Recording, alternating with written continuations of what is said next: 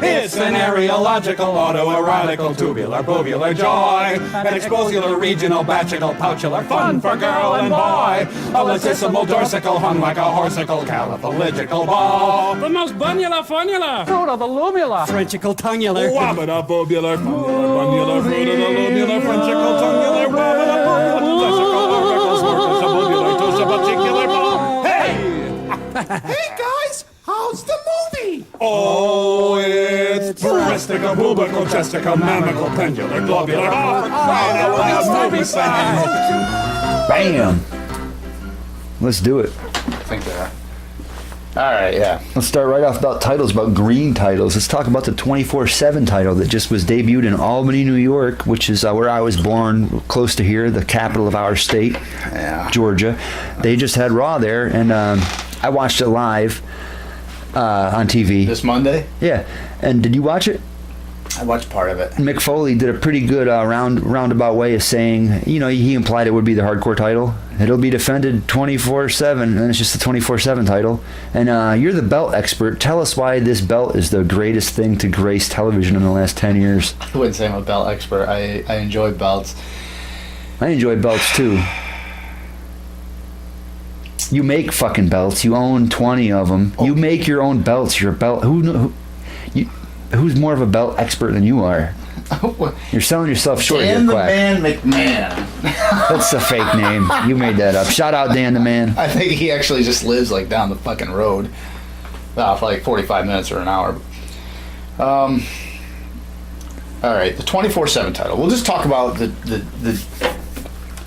the rules and whatever. It's like a fucking scheme. Benny Hill sketch, man. You said that. And I said it to you when I got to your house. I'm saying it now on microphone. You got to work with me here, man. Just because I tell you some gold doesn't mean I'm not going to save the gold for the microphone, you know? The last time we talked about wrestling on this podcast, we were talking about how the wild card rule and how it makes it like a game show. It was like a game show. Okay, and that's the thing. It was like, all right, that's a gimmicky thing. And I said, if you lose a title, they're going to drop green slime on you. Yeah.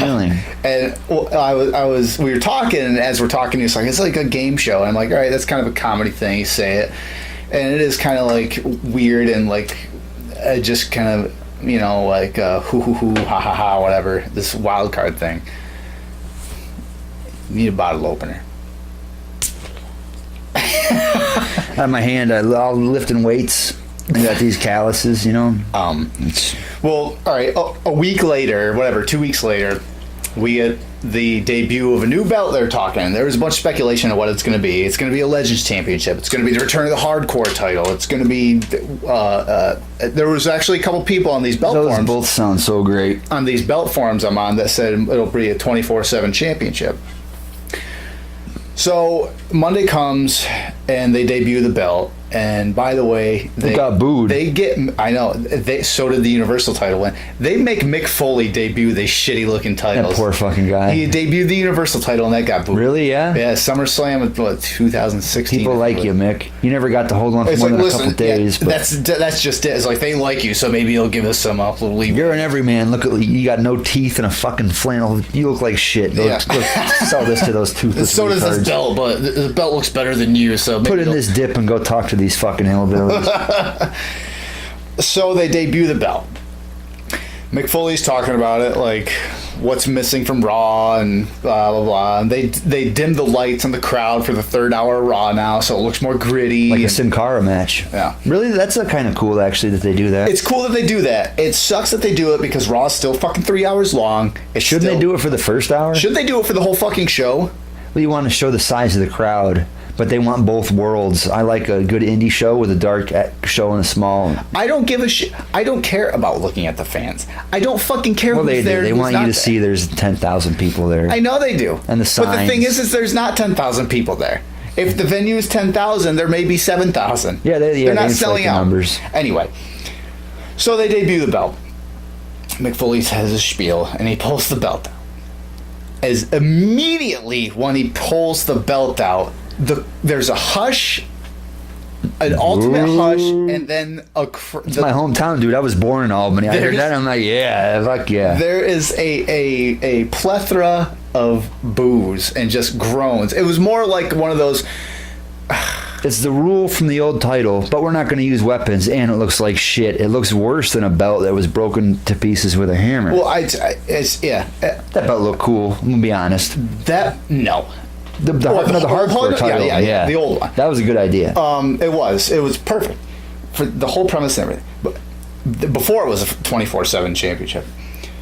So yeah, they debut the new 24/7 title, and it's been said a lot, and they're absolutely right. The belt looks rushed, like super rushed. There's side plates on it, and what are they going to engrave on The side plates are these side plates basically, but with no words or anything, nothing on them.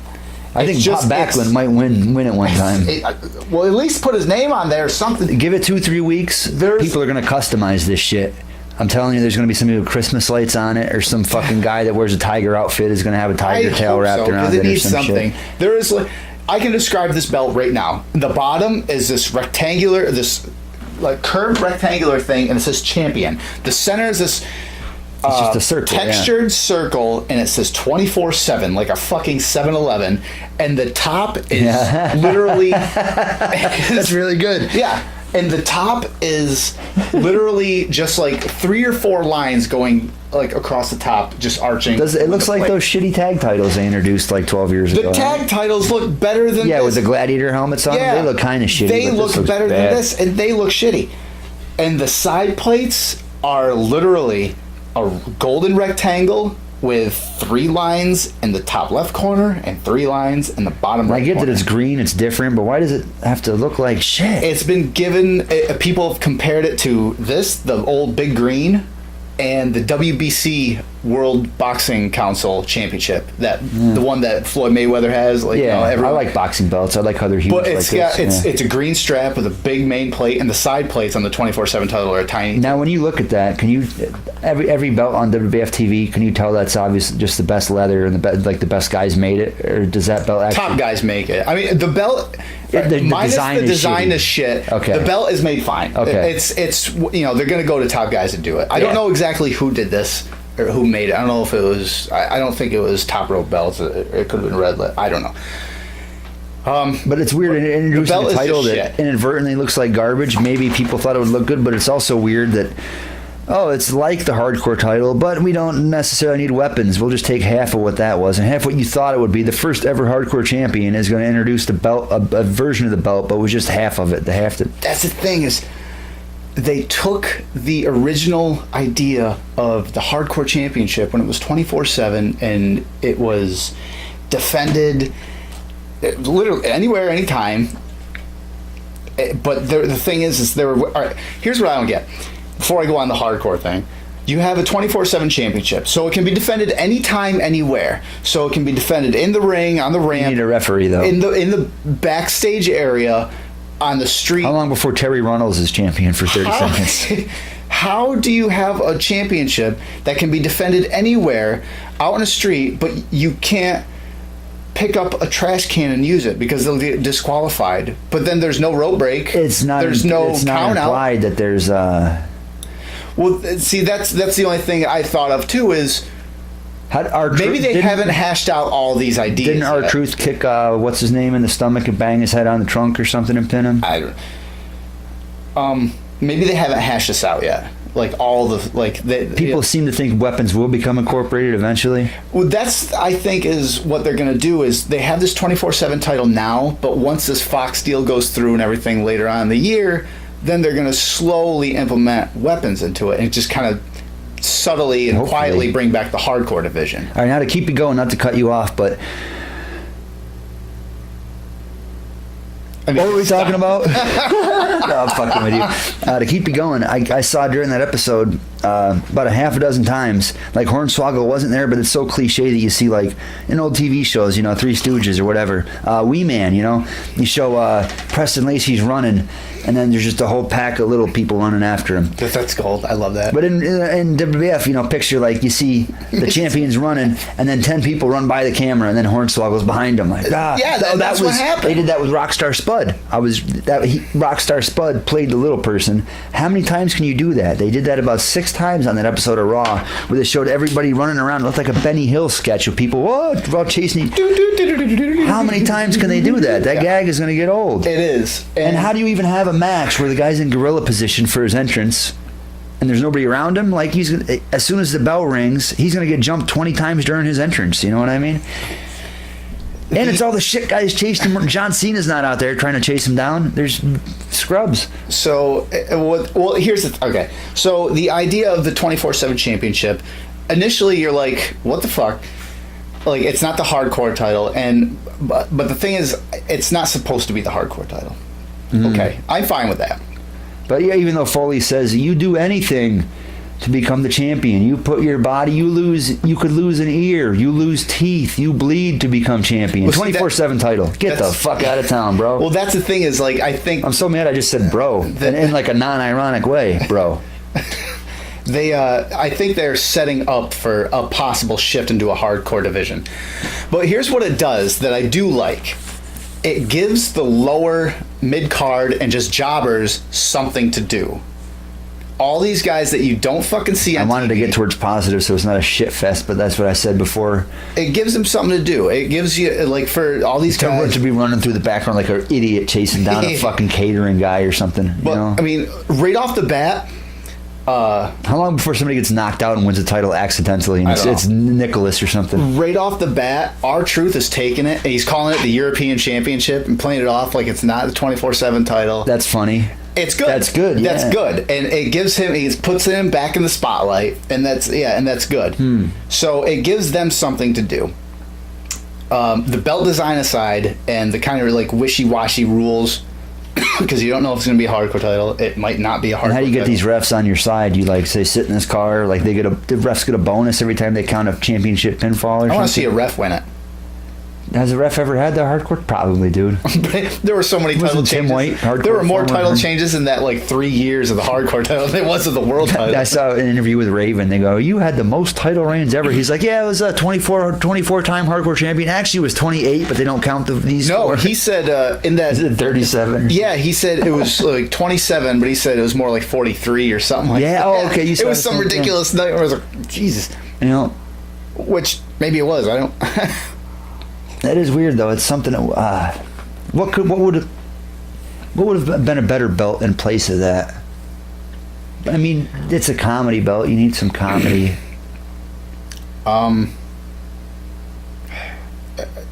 Like a better belt in place of it? If you have to win the belt, you hit a guy with his own finisher and you win it. No, that's too stupid. Yeah. Table match title. Well, here's You the said thing. that was stupid in high school. I suggested that for a Backyard Wrestling Fed, and I was hype about it. I was on a boat crossing a lake. I'm like, yo, hardcore table title. You got to win to put somebody through a table. You're like, well, you can do whatever you want. You have complete creative control. Go ahead and do that on your own. Because I didn't want anything to do. The thing is okay, they came out with this belt, and it's just a matter of time before it's on WWE Shop. And there's a whole bunch of people griping about the shit design Dude, of it. if I see a guy wearing that in the mall, I'm fucking punching him Here's in the mouth. thing. I guarantee you, because the same thing happened. Well, one when they came out the Universal title, everyone hated it. Everyone fucking has it in their collection. I don't have a single. The only WWE Shop belts I have in there is. I like how I said that you're a belt expert, and you said that you're not. Now you're all fired up about belts. You're like, I don't fucking have this. I don't have that. But no, I have the the Undisputed. That's a Championship. badass title, man. I have the V2 Undisputed, and I have the original Smoke and Skull, WWF Smoke and Skull belt. Yeah.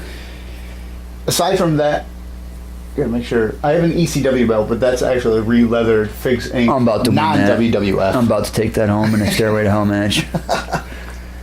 Yeah, but aside from that, I don't have WWE Shop belts. Everyone hated the Universal title. Everyone fucking has it in their collection now. And then Daniel Bryan came out with his hemp, eco-friendly, whatever. Yeah, I like that, even though it's so fucking dumb. I like it better than this. Everyone hated that, and like, who the fuck is gonna pay? It's got Velcro, right? I don't know. And now people are mad because the new titles have Velcro too. Yeah. Everyone is like, who the fuck's gonna pay $400 for with a fucking Velcro title. Everybody, well, now I shouldn't say everyone, but now I'm seeing more and more people buy that replica belt, a wooden and hemp or whatever. I don't know what the That's replica's so made stupid. I don't mind it. $400 for something you could go to Joann Fabrics and then run to like Curtis Lumber and get a wood burner at Walmart for like $80 total, if that. And make it yourself. Wouldn't it be great if Daniel Bryan... $400. Wouldn't it be great if he found out that was made of like a 500-year-old redwood tree or something? It is hilarious though that he's a vegan and he's like, oh, this is a leather strap. This is disgusting. I like it because, I don't know, I like wood grain because I'm kind of white trashy and had a lot of wood paneling in my house growing up. But I think it looks kind of cool just because I like woodwork and shit. But I like how stupid it is. So it looks cool to me, even though I know it's stupid, and I like that it looks stupid. So I like it because it's fucking dumb. Don't get me wrong. I think the belt is cool. The idea of it, the idea of him having a heel title, yeah, is and cool. Bringing that's cool. What I don't think is cool is $400 for a replica. That's stupid.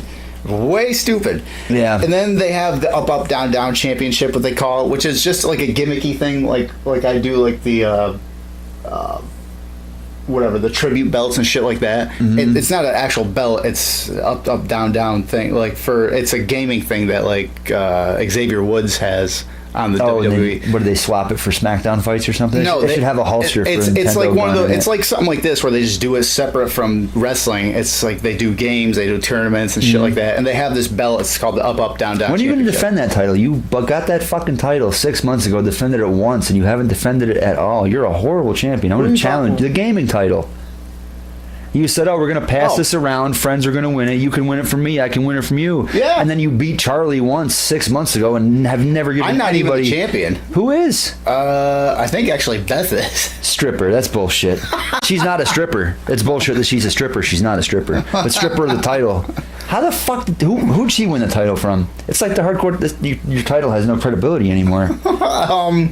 It never was supposed to have credibility. Angry Birds. You're taking this way too fucking seriously. Who the hell did she win? You see how fired up he's getting about a fucking... You're fired up. A gaming belt that has Monopoly guy running across it? No, I'm not pissed about that. I'm pissed that a fucking woman won anything. Let alone a belt. What is she? She's wearing the pants if she's got the fucking belt. Skirts don't need a belt. Next thing you're going to tell me she's wearing shoes. Now, who the fuck what game did she win the title from? I got heat with Beth. Sounds like that's a challenge. Oh, fuck, your husband carries a gun, doesn't he? Yeah. You deserve that title, Beth. Long time coming. You're like the Muhammad Ali or whatever fucking shitty girl video.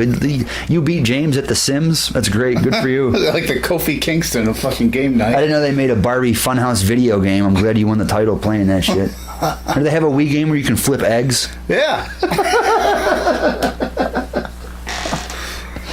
Seriously, what game did she win that title in? I don't know. It's probably Uno or some shit like that. Oh, it doesn't have to be a video game, right? No, it's anything. Well, any like old school classic games and shit. I'm challenging that bitch right now to any game ever, electronics, no cards, but just any game. GoldenEye, me and Beth one-on-one. I'm gonna fuck her world up. What if she beat you? She can be Odd Job. I'll have a Cougar Magnum at the back of her head. Bam! I'll have the golden gun. If she beats me, I'll fucking blow her husband. I'm gonna train you. Shout out to John.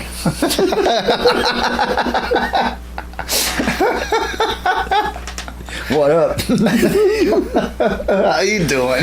That's absurd. So you made that title, and then within a week, a woman had it, and then just nobody's defended it ever since? No, that was just recently. It's because she's too polite to bring it home. Oh, it can just stay here. Leave it here. What the fuck was they talking about before all this bullshit?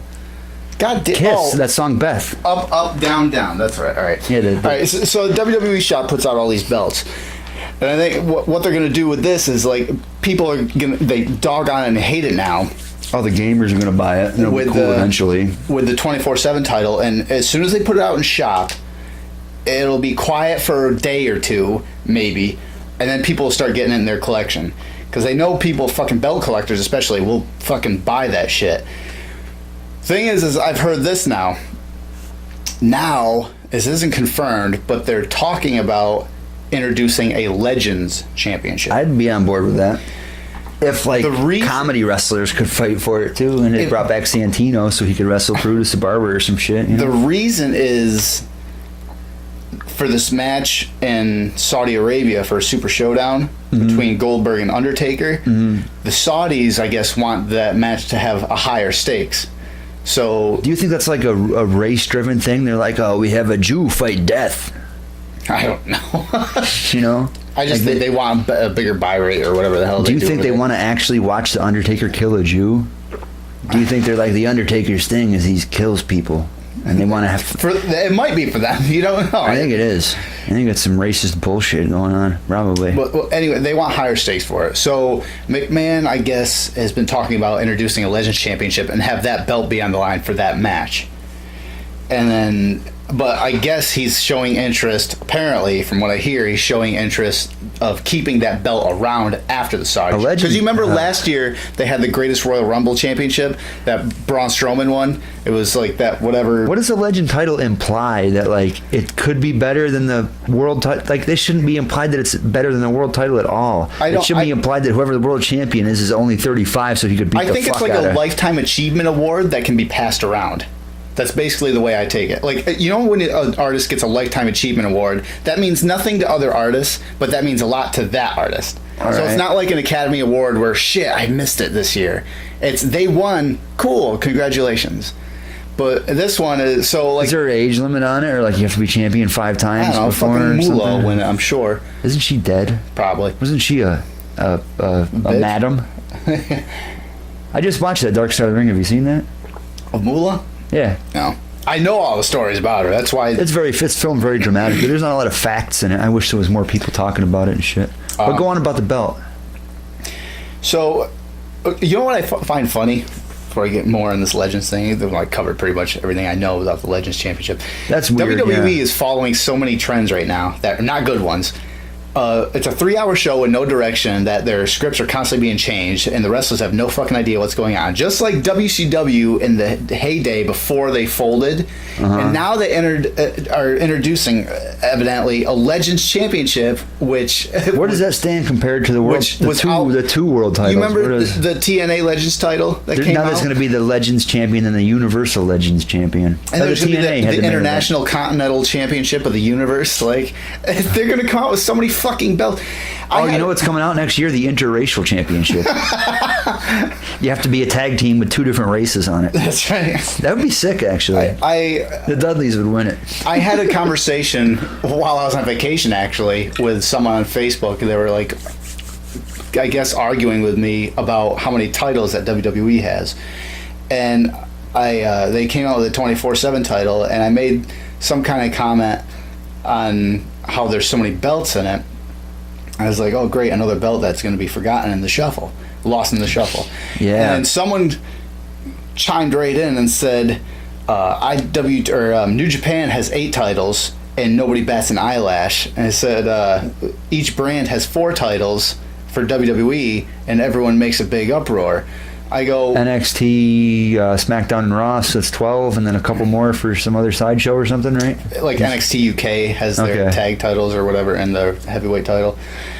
And my rebuttal of that is the difference is New Japan can put out storylines that are believable, that invest you in all those all those belts, and you're interested. WWE can't even fucking figure out what the hell they're doing for their 2 main titles, let alone all the titles underneath them. They have a tag, they have 2, we just fucking went over this before. They have 2 different, on the main roster, they have 2 different tag titles, or tag championships, and they don't even have enough fucking tag teams for fucking tag division. Is there 1 or 2 sets of women tag belts now? 1. When I was into UFC more in the early days of it, all the belts turned me off to it. I was like, oh, there's a light heavyweight, bantamweight, flyweight, super heavyweight, medium weight. The difference is that's like boxing. Follow them. That's an actual sport. That's actual fucking competition sport. So you can't. So there's weight classes. I understand that. Yeah. But when you apply that to wrestling, it does not. There doesn't need to be a dozen different fucking champions. You know, it's like their roster. Like Taka Michinoku's trying to cut weight to fight Essa Rios. Yeah. Fuck out of here.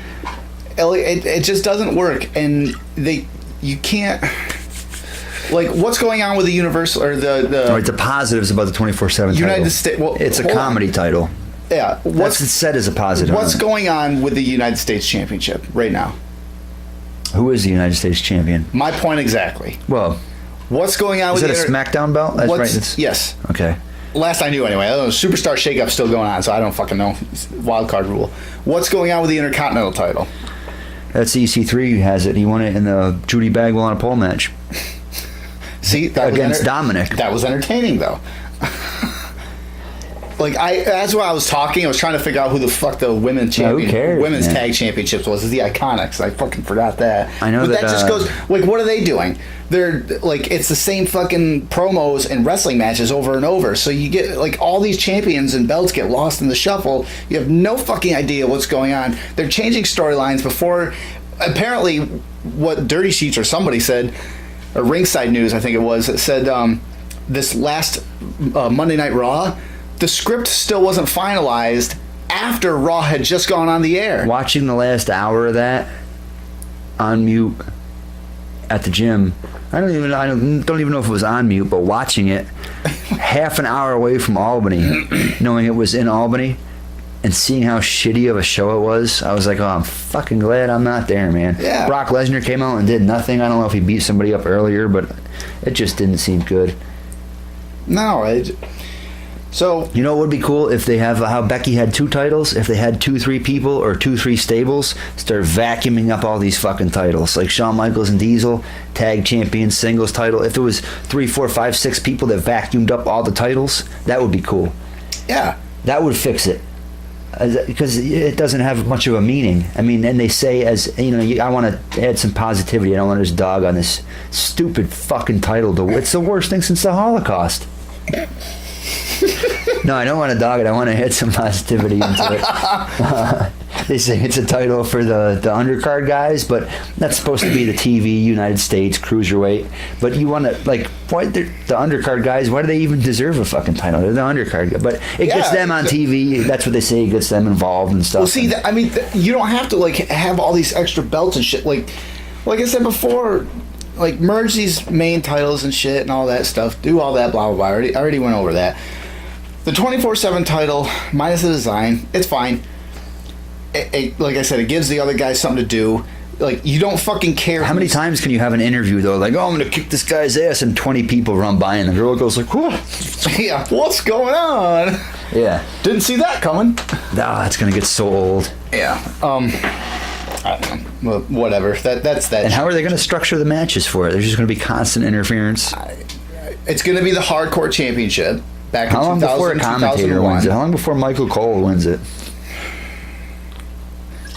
Don't say that. Okay, The wrong person will see this and then... He looked me dead in the eye and exhaled like, oh, you motherfucker. Why would you even suggest that? That was like legitimate displeasing. God damn it.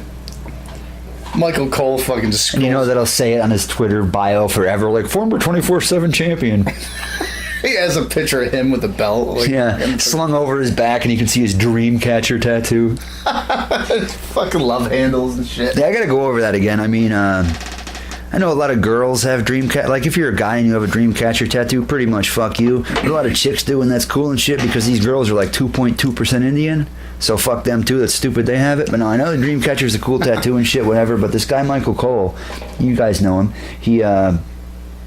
He's whiter than me. You know what I mean? Like, sure, he has black hair, but there's not much Indian about him. You know. And the one time on Raw, I've always hated him. He gets his shirt ripped off and he's getting hit with a belt or something, and he has a massive dream catcher tattoo on his shoulder blade.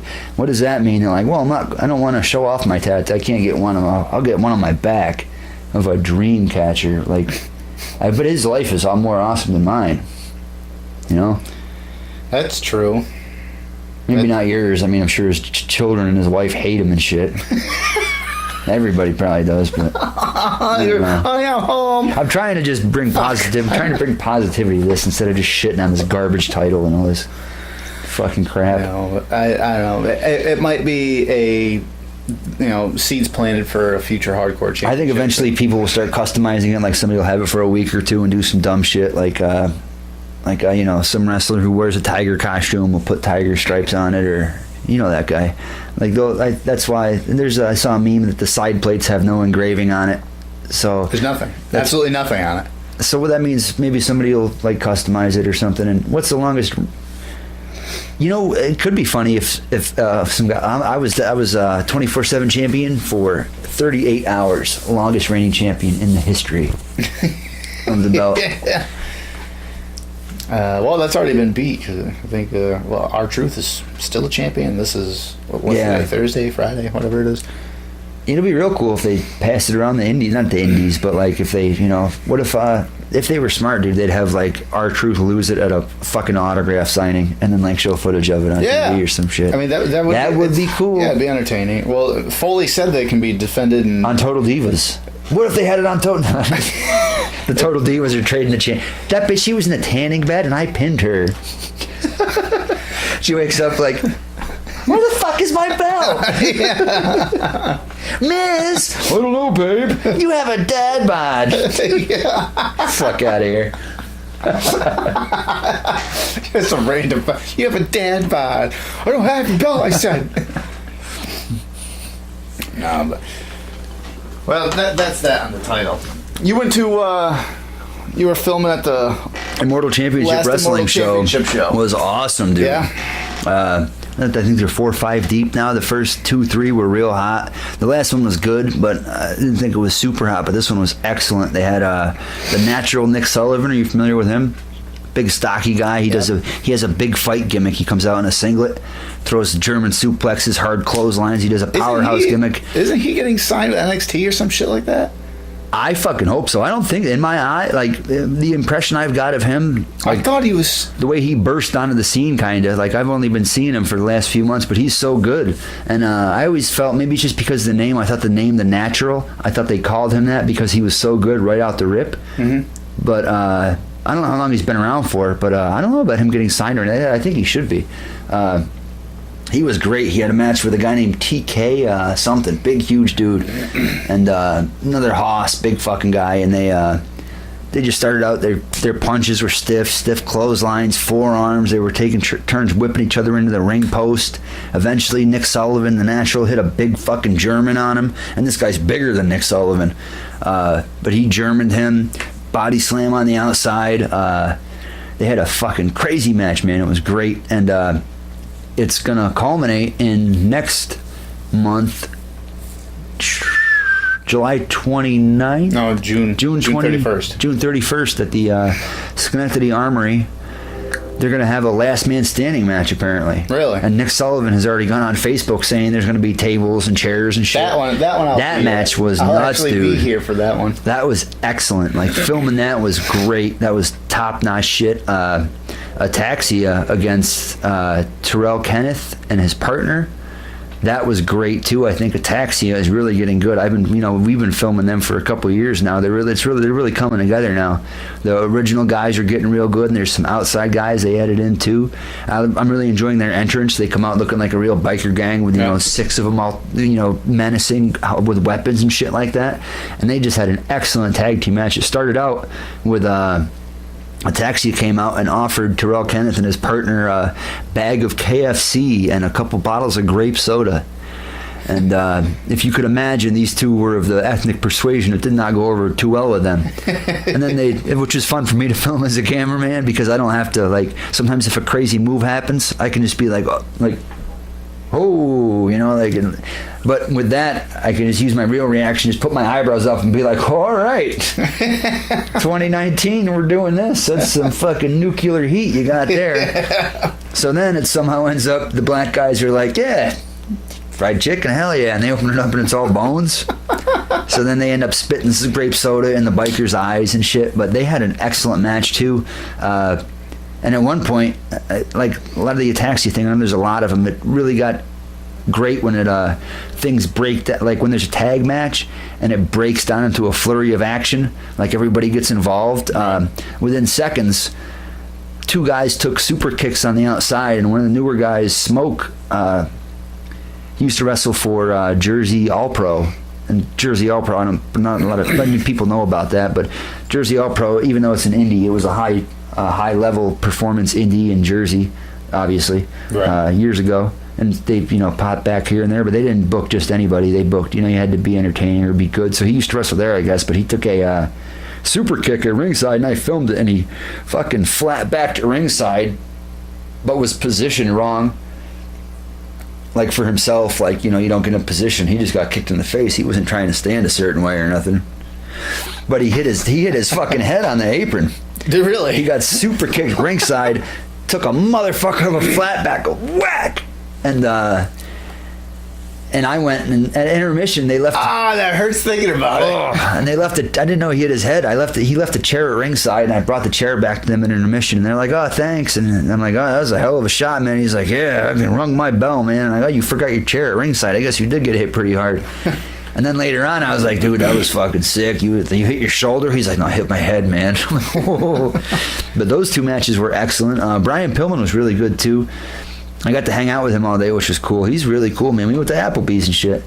Yeah, he told me that. He shot me that message. Yeah, he was a real cool guy, man. It was funny when we picked him up. He had been up the whole night before. He said he spent 6 hours getting his mullet bleached blonde, and it just looked awesome. I didn't know he had a mullet. He's rocking a mullet. Last I knew, he just had straight, long hair. I complimented him on it, and I was like, "Oh, you got that?" I saw the picture. He's rocking the mullet. I'm like, how many people you see do that now? I said, "Man, you got that fucking powerful Barry mullet." Horowitz maybe still has it. Like you got that strong mullet like Theo Von or like Riff Raff, and he goes, "Yeah, but I had it before Theo Von or Riff Raff."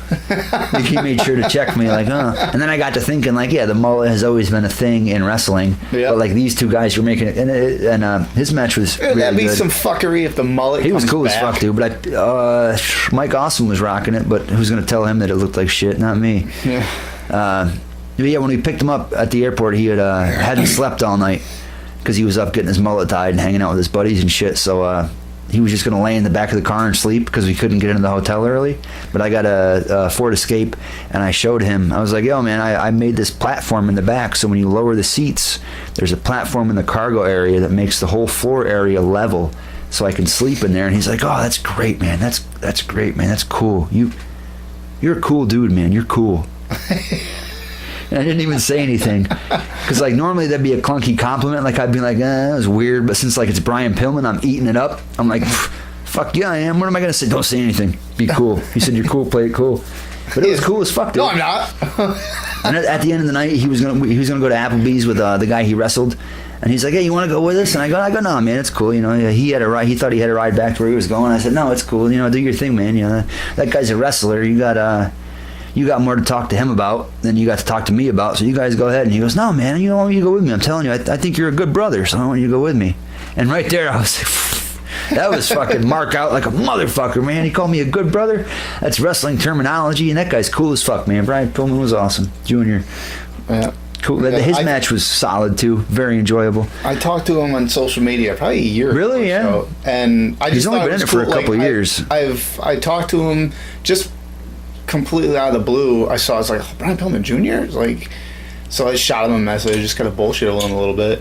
Really? And just kind of quiet for a while. He's a video game guy. Then Mike's like, "Yeah, you know, we got the next show." I'm like, "No, who?" He's like, "Brian Pillman Jr." It's like, "No shit, really?" I was like, wow. But then he's like, "Yeah, the next show is whatever the date was." I'm like, can't "You go fucking there." kidding me?" I was like, I was in Myrtle Beach when they were having the show. I'm like, wow. I made it weird, man. I straight up did. I always do.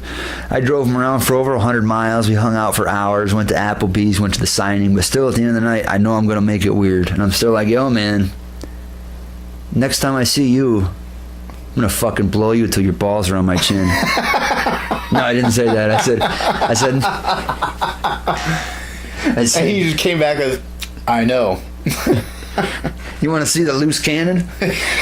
No, I said, next time I see you, man, I said, I think I'm going to be fucking paying money and waiting in line to say what's up. Right. And he's like, "No, never, man, never. Just say what's up." And I go, "No," I said, "I think once you get in AEW, that's going to be an open shot for you to go to Japan, Mexico. You're going to hit the ground There's running." actually been talk about him going to AEW. No, he is in AEW. Is he? Yeah. Is he signed with it? Okay. Yeah, yep. So I told him as soon as he does that, it's going to be like hitting the ground running. He's going to be able to do whatever he wants. He's going to be shooting to start him quick. Yeah, I'd like to, just for the fact that he's good in the ring too. Yeah, I mean, just for the fact that I think he's cool shit. I'd like to see him raise his stock. I'd like to see him like get more exposure and do his thing. Not even obviously not downplaying him at all because of how good he is, but he's only been in there for two and a half years. But I see in his style, he does a lot of the NJPW style stuff. Right. Like he seems like he's like Kenny Omega style stuff, and I like that a lot because it's the modern. Well, there's different styles, but that's modern and one of his goals is to go to Japan, and that kind of hard hitting. He's and fluid, like, and just even just some of the moves. Like he had a guy sitting in the Not chair. every move looks like it's from WWE 2K, or knee strikes. It's like super perfectly executed. Like some sick strikes. It'll show like as like when they'll do like a suplex or a brainbuster or something. It'll look like they're tired, so they kind of like lazily get them up. Yeah, and then but it doesn't look like shit. Like he was really good. I love fucking New Japan style. Like, it seemed like his style was. Somebody who's only been at it for 2.5 years, but excels above everybody else, and styles herself in the way of like a Kenny Omega or like a big 45, or like a Japanese type match, and it was fucking cool, man. He was real good, real good.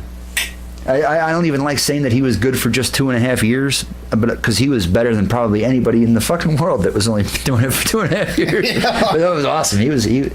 That wasn't the best match of the show. The tag team match was crazy because when it broke down, it got wild with that shit, and the Haas match with Nick Sullivan and TK was something, man. That was really enjoyable, and there was other high spots on the card too that were fun too. It was a very good show. I liked it a lot. Yeah. Dylan Bostic got involved, who apparently has not been on like TNA or Impact or anything, but I guess he's got like 250,000 Twitter followers. And anytime he responds, like 30 people answer, which I guess is indicative of not a shitload of them being fake. So he's got some massive buzz around him just for being an indie wrestler, which is cool. His girlfriend was booked, or his wife, in a what do you call it? A match, right? She was in a match against remember. I don't know if that's proper terminology. We're still figuring out the whole wrestling thing. I think that is. I think it's a show. A competition? Maybe it was a one fall. A square. She was in a one fall. Fall. She had a one fall. One fall. She had a one fall. Yeah. That's so stupid that WWE won't allow it. Anyway.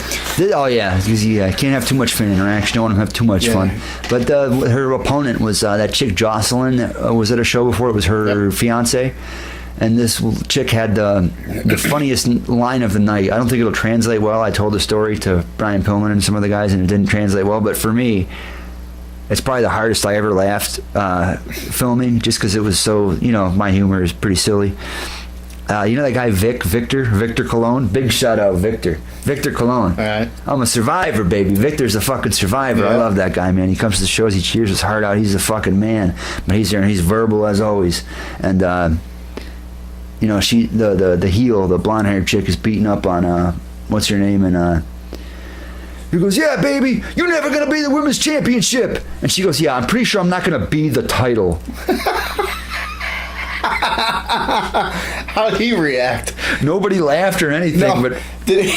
No, he didn't care, dude. He just he had no idea. Like the person that says you're never going to be the championship is not going to get the joke about you not being the championship. Well, you never know. They might catch themselves as they say it and be like, "Oh, that was wrong." Yeah, he's a smart guy, man. But no, he didn't. Like I was just going. You're never going to be the championship. Yeah, I don't think I'm going to be the title. That's gold. Like yeah, who said that? Jocelyn's wife. Jocelyn's wife. Jocelyn retired. That's gold. She retired. If you or Jocelyn or your significant other, whatever the fuck, gold. Jocelyn went back to school, so she's in school now. She was there. Yeah, she was there though. But yeah, that Beautiful. chick. Oh my god, I wanted to see her at the end of the night just to be like. I gotta shake your hand for that. Yeah. I'm not pretty sure I'm not gonna be the champion. Yeah. And nobody really got it, but I did, and it was great. And I actually almost had during the Brian Pillman match, I almost had. For the first time, I've had a lot of wrestlers come flying at me where I have to jump out of the way. Right. But Tyler Vincent came flying over the top rope, and all I could do was huddle by the guardrail and just put my hand over my head and hope I didn't get cracked in the head. That was the first time at ringside I've ever just been like, well, cover yourself. It's gonna get fucked. Yeah. But no, it was great, dude. The show in Schenectady is going to be fucking huge, and I'm not even just saying that because the 20 people that are going to watch, we could sell 20 tickets maybe, but here you go. They got the front row tickets are $25. Nick Sullivan and this guy TK just fucking fists, elbows, ring post, body slam, ringside, clotheslines. This guy TK fucking powerbombed Nick Sullivan at one point. Nick Sullivan German suplex this guy bigger than him. It was really, really awesome.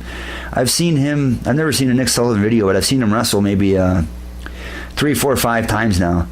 And it's always great, man. And I was under the impression he's only been in it for a year or two, but I really like the big fight atmosphere. Definitely is a lot like Taz. Plus, he's a big guy, and so it's just cool seeing him throw the suplexes. And I really feel that he has at least some sort of a background in amateur wrestling. So they're going at it in a last man standing match, and Sullivan has said we're using tables and shit. And also, there's a 6-man or 5-man ladder match. That's fucking wild. That's going to be fucking fun to film. And also... What's that for? The King's Court title shot. It's essentially Money in the Bank match. It's like a scramble kind of thing. Yeah, 5 or 6 guys in it. And then the main event is Slick, Dylan Bostic, and maybe Brute. I think maybe they made it a 3-way. But at the end, somebody in the crowd was like, "Yo, no holds barred," and they had Mike at ringside because they did a whole thing where Slick is like, "Oh, what do you think about And somebody's like, "No hold barred," and he's like, "What do you think about no holds barred?" Yeah, all right. So now there's a ladder match, a last man standing match, and a no holds barred match on that show, and there's going to be like the women's title is being decided. Yep. In a 4-person tournament. 4-person, I say that like just women in it. Veda Scott is going to be there, and I like Veda. I think she's a legitimate lawyer, and I think I'm more attracted to her as a person than a wrestler. And I think she's equally appealing in both areas. Well, there goes the restraining order. Yeah. Her clothes. Oh, one time, dude. Oh my God. You'll have to film up in the bleachers. When I was just becoming familiar with her, You're on hard cam tonight. I went up to her in Binghamton, New York, just fucking wasted, and she was cool as fuck. To her credit, she should have just fucking walked away. But I go, "Hey," so I think I walked up and went, "Hey." I said, "Veda Scott, I used to think that your name was Veda Scott." Vita's VEDA, but then I went on Twitter and I found out that your name it's Vita time, and I was like, "Oh, it's Veda time," and she's like, "Yes, yep, just like very politely waiting for the conversation. Did you speak like a southerner like that too? That's how I talk. You gave yourself a southerner voice. I don't know why, but no, yeah, I revert to my everyone has their drunk. She was very polite though, just to have this fucking. She's like a little fucking lady to have this 6'4" guy standing there just all drunk, I thought this one thing, but your name, I get it, it's Veda time. It's something else. It ended up being funny, huh? But she's gonna be there, and that's gonna be cool. I'm also a smoker and a midnight toker, but that'll be, and she's a pretty big name. That's fucking sweet. So that women's three women's matches. Who the hell else is in it? Christina's in it. And yeah, then the 3 stipulation matches. Like I'm obviously a fucking stipulation whore, you know that as much as anybody else. But that's gonna be a good show, man. The stipulations are right. It's gotta be right. Have you ever been in that building? No, is that it's big? Oh, the Armory. The Schenectady Armory. Is that where ECW? No, ECW was at the. It's a different place. I saw it. The soccer place. The Sportatorium. Yeah. Yeah. I saw a WWF ECW show there and a ECW show. That's how I met Ed Goodsill. Shout out Ed Goodsill. Green. Is he gonna see this? Is he on your Facebook thing? I think so. Yeah. But he's rarely ever on. So. Yeah. Ever. Well, Ed, make sure in May to buy presents for all 3 of your baby mamas. Jesus. I know that one has a restraining order. Mother's Day has already passed. Yeah, and it'll be next year. There'll probably be 4 baby mamas by next year. Father's Day's coming up, so kill me. Kill me.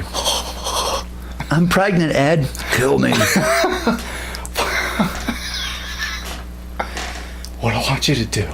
I got nothing but love for Eddie Goodsill. But Harry Tubbs, you can go fuck yourself. Yeah, Mike E. Ransom. Nah, Harry Tubbs is cool as fuck too. I felt bad. He sent me like 5 friend requests like every year, like 5 years ago, and I never accepted any of them. I don't know why. Oh man, good old days. Good old days. Fucking. Shout out osteoporosis child. Tell him I said what's up Monday. FAW. You know, You got to really sit down, design that belt, and do it. that deathmatch title. Either one. All right, I'm going to tell you a wrestler, and you're going to tell me your favorite match of that wrestler. All right. Tajiri.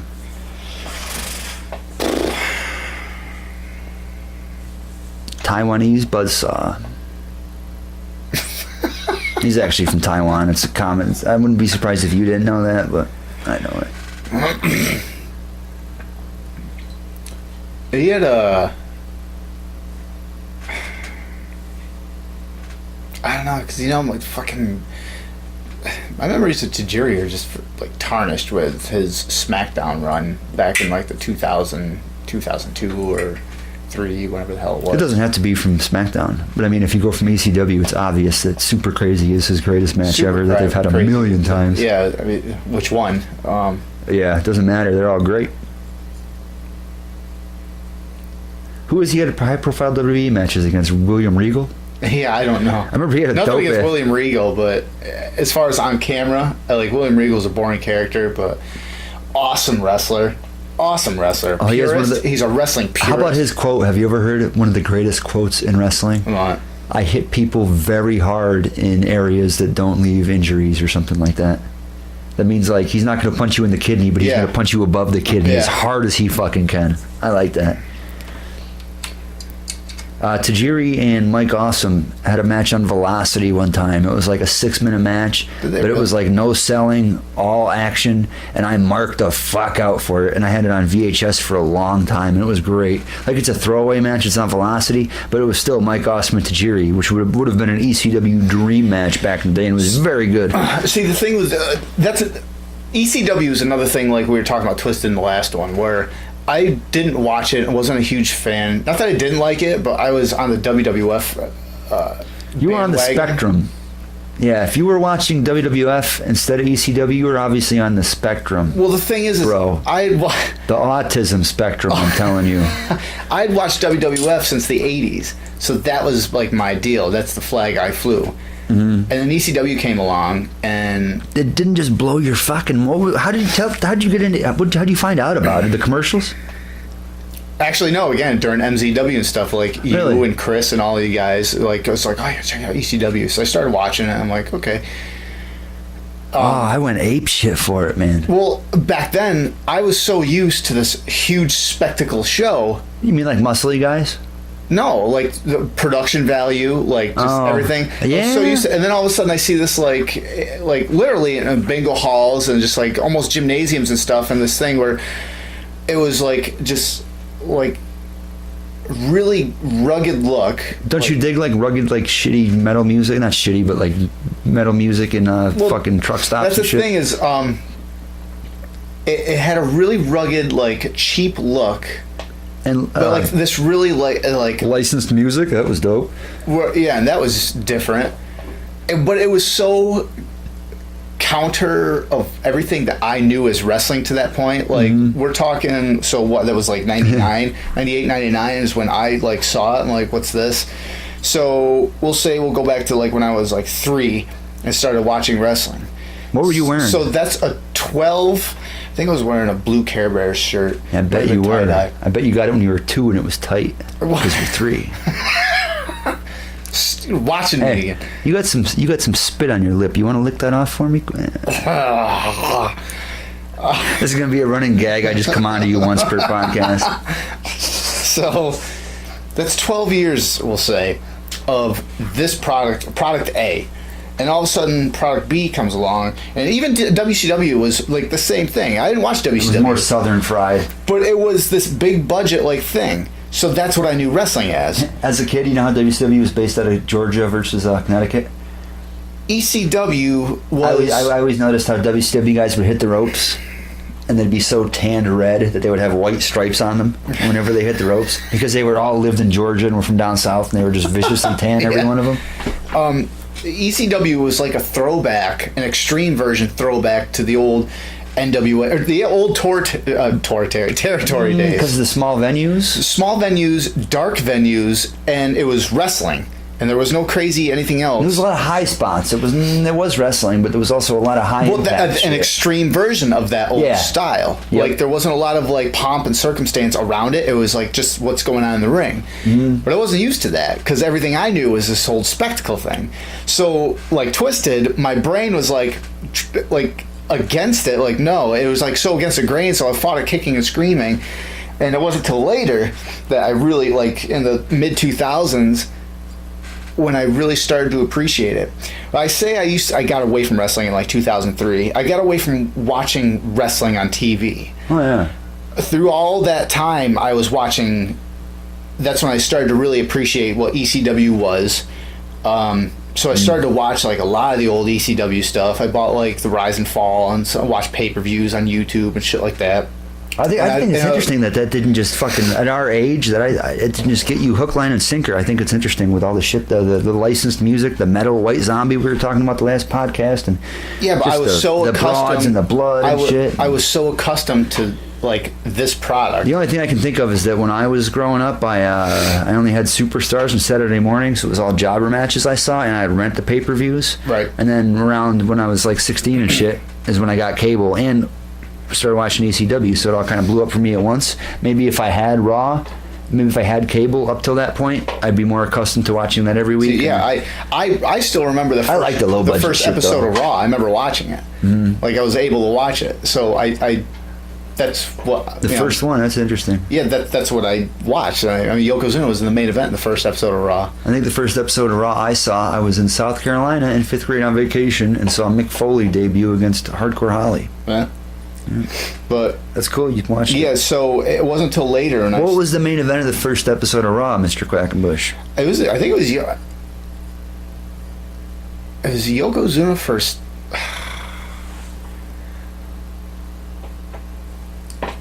I want to say Razor Ramon, but I don't think he. I thought it was Undertaker versus Damian DeManto.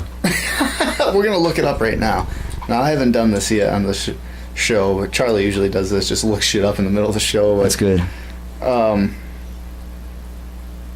I don't. I want a different chair than him next time. You know what I mean? Like I don't like the same microphone is okay, but I don't want to be associated with the visuals. You know?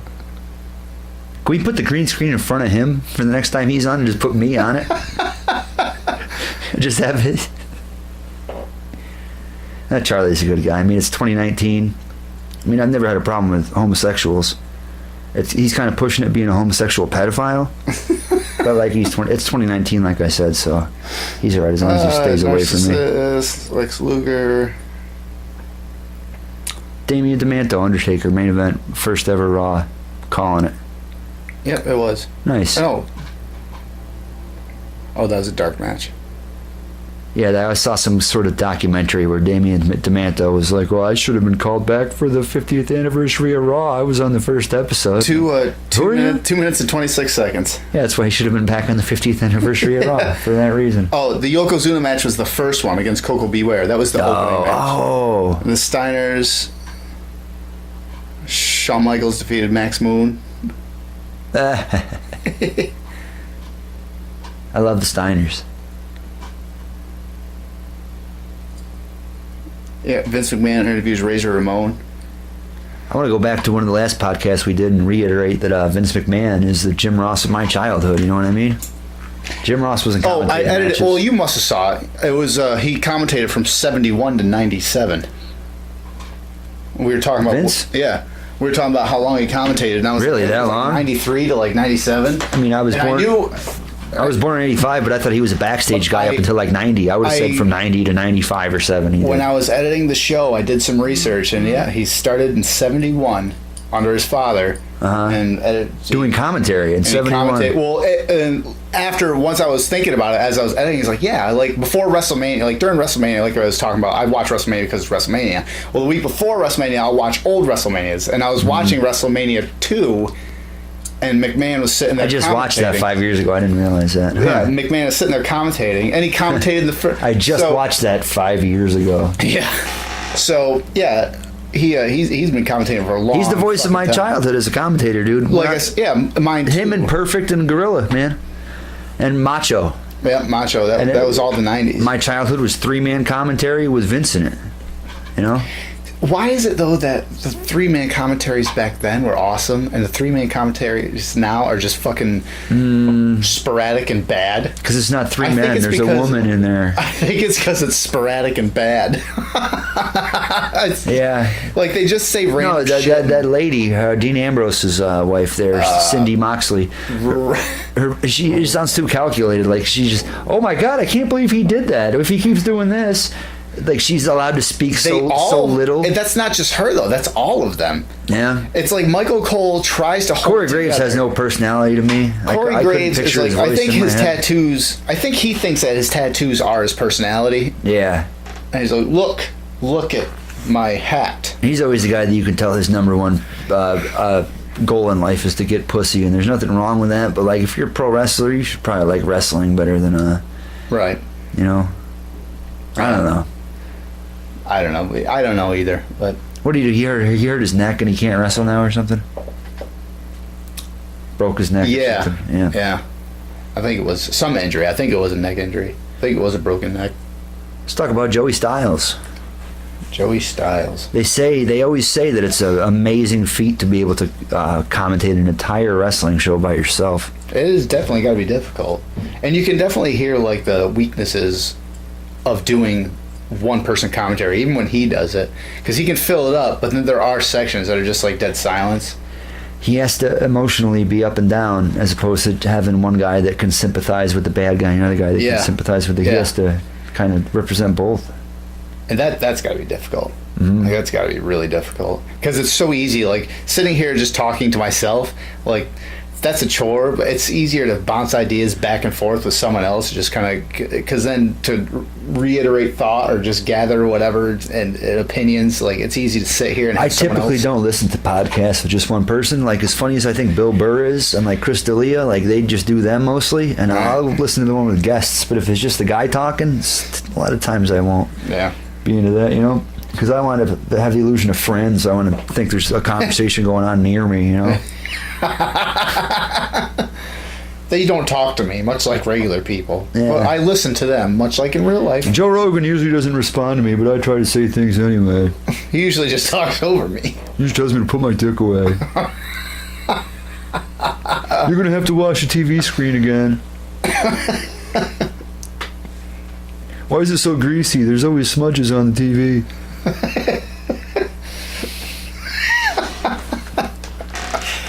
I don't know, but yeah. So going back, that's the 24/7 title. It is what it is.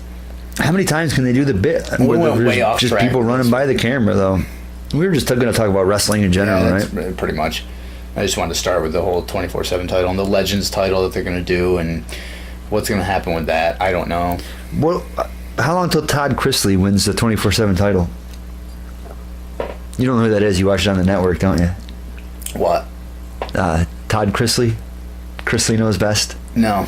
That's a reality show that's on after like Raw and SmackDown. Oh, I don't know. Dude, I haven't had cable TV since fucking 2008. Yeah, I don't have cable either. I mean, I watch. There's no good. I don't know anything about Game of Thrones. I don't care. Yeah, so I've never seen an episode of Game of Thrones. I actually don't really watch Raw because I'm too cool to watch it. I just started watching Raw again for the last 2 months because when I go to the gym 4 to 5 nights a week, I put it on mute and hit the treadmill and watch Raw. I watched Game of Thrones, the first episode, because it was I just want to get it out there to everybody that it was given to me as a, hey, you'll like this. I'm too cool to watch modern wrestling. Like, I like the old stuff. I'm too cool for the new stuff. But the only reason I do watch it is because I go to the gym. So I need people to understand that I go to the gym and I'm not into modern Anyway, so I wrestling. tried I'm watching it and I'm I a didn't. cool guy. I didn't like it. I liked it, man.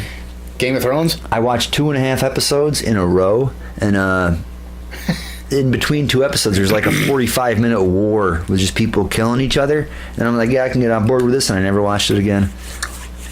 I don't know, I just wasn't sold on it. I just didn't care. Then everyone talked to me. It's like, oh, if you get past the first season, I think it's the first season is slow. If you get past that, Yeah, then there's only 88 hours to watch after that. And Yeah. then the ending sucked. and like I said before, And how can a midget live past 10 years? How can a little person live to be older than 10 years old with ancient science? And when he pops out, they're like, well, throw him in the well. You don't think they're like, oh, they think they're cursed. If people in medieval times, there's no pictures of little people. There's no paintings because when that was born, they go, you're cursed by a dragon. You both go in the well. Get in the well. It's a dragon curse, bro. And that's where fucking the movie The Ring came from. It'd be like, you can't live that long when you're in medieval times. Have you ever seen... I told someone... To keep it on topic, have you ever seen the Japanese version of the movie The Ring? Have you seen... Yeah, the remake. Did you see it, really? They called it fucking... No, the original, dude. It was called Ringu. It was called Ringu. Dude, I saw the movie after The Ring. It was a fucking remake of The Ring. Ring 2. Ringu. Ringu. Sonic was in it. He grabbed the ring. That's right. Ta-ding! He fucking died. I wonder if they actually redid that design.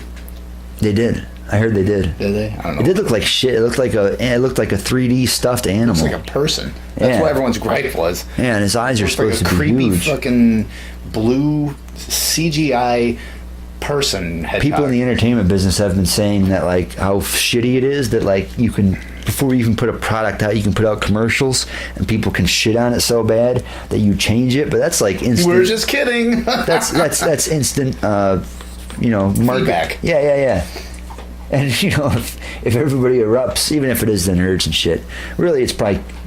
Well, that's who's going to see it. Kids too, though. Like, I'm not going to go see it. I had to. Charlie was sitting. You take your kid to, though, if she's older. I'll go with her and watch Lion King, that remake. That's all right. I'm gonna take a piss. I need you to sing an entire Lion King song right now. Okay, keep going. Sorry. What Charlie said? Charlie said over here, and he brings up. He's like, "Have you seen the trailer?" And as soon as he said that, I'm like, "Fucking awful." He goes, "Fuck you, no way." I was like, in fairness, when Charlie says, "Have you seen?" you can pretty much say it's shit. Shout out to Charlie. Yeah. Chiquito. Queso de Soto. He's got like 18. Yeah. Whatever. No, but whatever. That's the whole movie thing. That's a whole another podcast. But yeah, so the next 24/7 title, that's the design's garbage. Ideas, okay, we'll see where it goes. Could be stupid, which right now that's kind of the direction somebody's gonna customize it, and then it'll be like Michael Cole has his plastic thing around him, like somebody's gonna have his cage they hide in or something, What if oh dude, this is great. What if somebody won it, the Rockstar Spud, didn't he have like a carnival gimmick in what's it called, TNA or something? Anyway, whatever. What if he goes back to that and he's in a big, like a fucking cage with wheels on it, and he pays Braun Strowman to drag him around? But he's in a cage and people can't get to him. There's people rattling the bars, and every once in a while he's like, "Braun, get him." I just kind of dawned on me today. What if a guy has a whole suit with an exercise ball on his back? You know how Dean Ambrose, John Moxley, yeah, okay. You know how Dean Ambrose's contract was up in WWE? I like Claudio Castagnoli's is and then coming he up shot soon, that John Moxley like return video. Yep. He's in the middle of shooting a movie right now. What movie? The Cage Fighter, I think it is. It's some cage fighter movie. All right. Is there full penetration in it? And probably. There's something dawned on me is like a lot of times when the wrestlers shooting a movie in WWE, they write them off in one way or another. What if you think this whole thing is a work and he's still actually employed with them, or he did sign an extension? I would be pissed, but I would be like, "Oh, you glorious motherfucker." I thought about that today. It kind of like made me go, because I want to see him. I don't even care if he's in AEW. I just want to see him come back as John Moxley. That'd be cool. Yeah, it's a similar gimmick to what he's doing now. No. Well, yes, and the fact that it's not cartoony, though. Yeah. But that's basically what Dean Ambrose was, like a Saturday morning cartoon version of John Moxley. Sing his theme song quick. John Moxley is a guy, he's a wrestler with barbed wire and stuff. And then he takes out... he takes people out with stuff. and weapons, and then they have a van, apparently. This guy sent me a picture of New Japan, I think it was, or somewhere over in Japan, has a van that makes barbed wire baseball bats. An actual machine in it that wraps it and everything. Not really surprised. So, yeah. So I just thought about that. It's like, what if Jon Moxley is still under WWE and this is just a way to write him off so he can film that movie or finish filming it, and then he comes back as Jon Moxley. And WWE's track record is going to sink that ship as well. Maybe not, though. Maybe he actually is, his contract did expire and he actually is going somewhere else. WWE or Ring of Honor or New Japan or wherever the hell. Big Japan makes a comeback, goes there. Who knows? But. Still going? No. We're going. Sorry about that. I drank a quarter gallon of American Eagle semen on the way here. It's good for your joints. Actually, I just smoked a joint. I thought it looked good. Oh. You know? I should have done that. My joints are like failing me. Yeah. Yeah, so that's you ran away. All right, what's your favorite Dean Ambrose match there? I don't have any. No? No. You got nothing? Nope. What's your favorite Coco Beware match? Oh, don't have any. What's your favorite Against the Kerry Yokozuna. Von Erich match? That's the only one you know. I know. Me too. No, he had that one at WrestleMania against that guy. Guy Fieri? Yeah. I remember that. Violent J. The smokehouse death match. Like it was like a bunkhouse brawl, but it was all full of ribs. Yeah. I took him to Flavor Town in that fucking thing. Djibouti Dubs. You ever seen Djibouti Dubs? I've heard of it. Dude. No, the name turns me off of it. I don't like it. What, Djibouti Dubs? Yeah, it sounds You stupid. have to fucking watch. Tell me what he does. I bet I've seen it. He dubs everything. Oh, Jesus. I already feel stupid for some. What does he do? He dubs. I already feel dumb. Well, that's you, not Djibouti Dubs. What? I don't even want to say his name. Why not? It sounds stupid. Cheese and quackers? Are you fucking kidding me? Those are real words. You know? Listen. I don't say Peso booty, is man. not a real fucking word. I don't say booty. I'm not a pirate. You say bro. Bro, New York City's 4 hours away. Bro. Vince Russo has been dead in the wrestling scene for like 10 years. But he's from New York City. He can say that shit. I can say bro. I don't say booty, man. I don't say ja booty. I hear da booty or nothing. I hear bro, and I hear one of two things: Vince Russo, or every Pakistani belt maker that Bro, I tell you, the diamonds are so shiny, so shiny. No, I bring up one of the. They're like conversations, rubies. like, They Bro. look like the rubies in my country. like, You listen- will need to use a towel from my head to dab the sweat from your face when you see this. Leave that in. Could you do an AWA championship for me, bro? I can do whatever you want, bro. It's like, yeah. I need a custom belt done. It's like anything you need, bro. Just let me know, bro. I was thinking, No lie, that's what it all. there's a guy at work, an older guy. He's funny, but every time I see him, I go, "Hey, what's up?" He goes, "Hey, man." He goes, "Oh, hey, man." It's "Hey, man," because I say "man" a lot. I work with a guy that Is the Undertaker? he thinks that's another one, yeah. I work with a guy, thick Jamaican accent, and White as snow. every time I say he's like, "Hey, what's going on?" He goes, "How are you doing?" I'm like, "Good, how about you?" I'm Irie. Does he say, "I'm Irie down by the beach, boy"? Or no, he's like, "What's going on?" I go, not too bad. What's going on with you?" And he goes, "Good." Always, I get that all the time, he man. always answers the wrong way. What's up, dude? Good, man. For years now. I get that all the time. What's up, man? Good.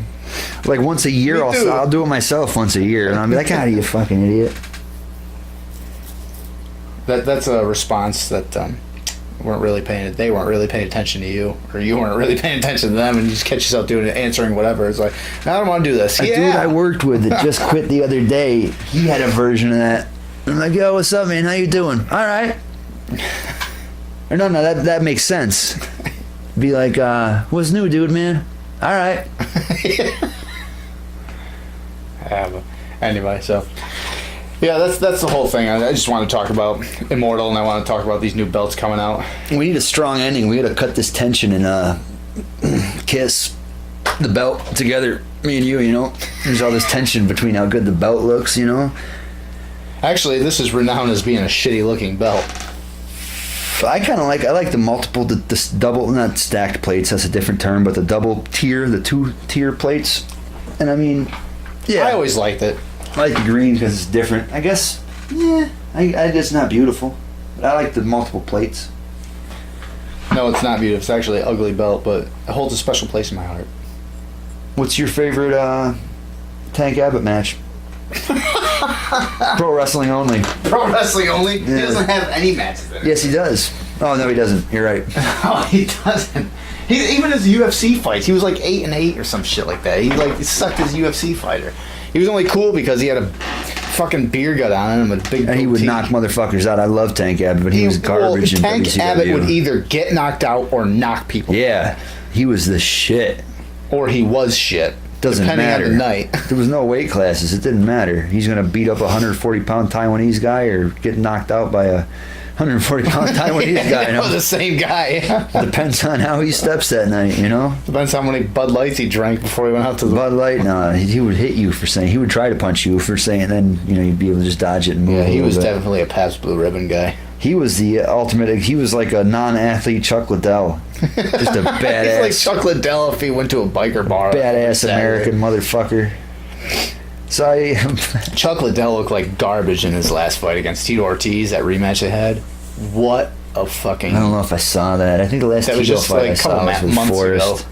Oh, really? Yeah, it was what? 3-4 months ago. No way. Yeah. Liddell fought a few months ago? Yeah. They had a... Like it was like their third fight or some shit like that, and Liddell definitely looked his age. Ortiz looked good, like he fucking trained. I for fucking that. hate Tito. But I hate Tito to no end. Chuck Liddell was not the Iceman anymore. No, he's icy hot, man. Yeah, seriously. That haircut just got to look weird at this point. Yeah, look weird. That's then, a bummer, though. It's just man. something you didn't want to tell him because he would have kicked your ass back then. I watched that whole the last Tito fight I saw was him and Forrest.